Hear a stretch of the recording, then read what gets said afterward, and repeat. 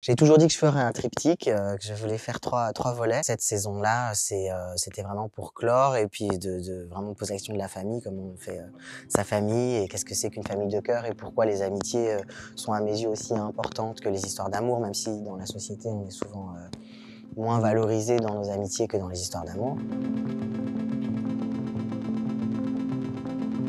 Dans cette 3e saison, après avoir mâché la vie qu'on vivait à la ville, on a voulu la représenter à l'écran parce qu'on est entouré de plein de gens qui sont formidables et avec qui on vit nos vies au quotidien et qui sont plus proches de nous souvent que nos familles de sang.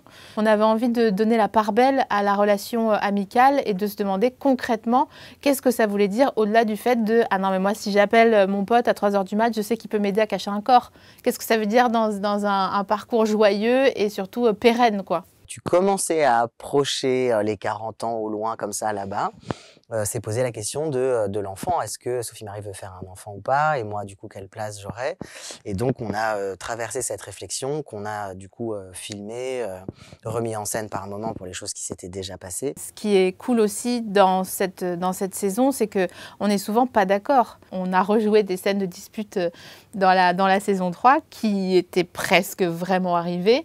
Et c'était très dur d'ailleurs à rejouer parce qu'on ressentait l'émotion revibrer de la même manière. Je pense qu'il y a plein de façons de faire famille et j'avais aussi envie de parler de ça et d'aller interviewer des gens qui ont fait d'autres familles, qui sont toutes magnifiques évidemment, pour montrer qu'il n'y a pas qu'une famille, un modèle unique.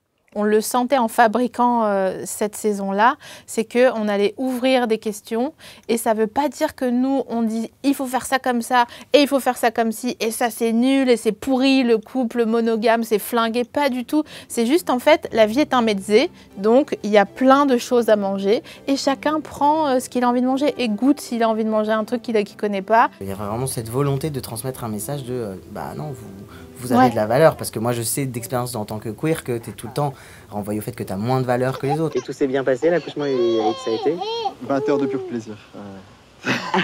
20 heures.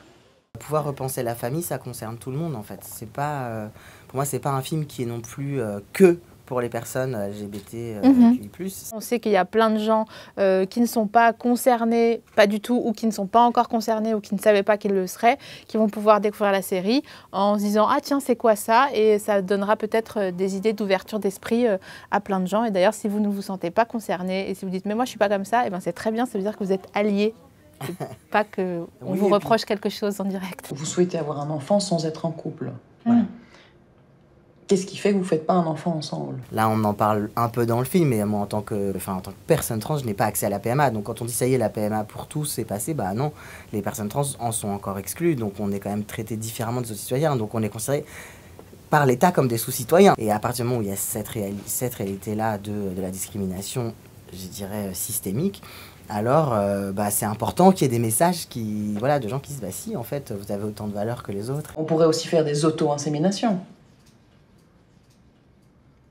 Ah mais moi je suis trans. Pardon. Voilà, c'est un petit détail que je n'avais pas. Et les gens qui veulent des enfants, qu'ils soient célibataires, qu'ils soient homo, hétéro, transgenres, peu importe en fait, tout le monde, quand tu as envie de faire un enfant ou plusieurs enfants ou avec ton meilleur pote, ta meilleure pote, 4 potes, enfin en fait tout est ok quoi. Et ce qui compte c'est... Oh là là, ce que t'as pas dit là. C'est ce qui compte. Regardez la série, vous comprendrez. C'est vraiment d'être là pour l'enfant.